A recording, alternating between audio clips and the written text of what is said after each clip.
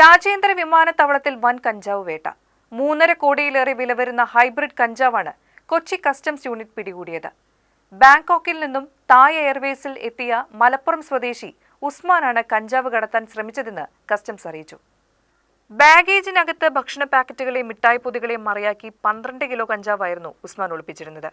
ഏറെ വീര്യമുള്ള ഈ ഹൈബ്രിഡ് കഞ്ചാവിന് രാജ്യാന്തര വിപണിയിൽ വലിയ ഡിമാൻഡാണ്. സംഭവത്തിൽ പ്രതിയെ പോലീസ് അറസ്റ്റ് ചെയ്തു.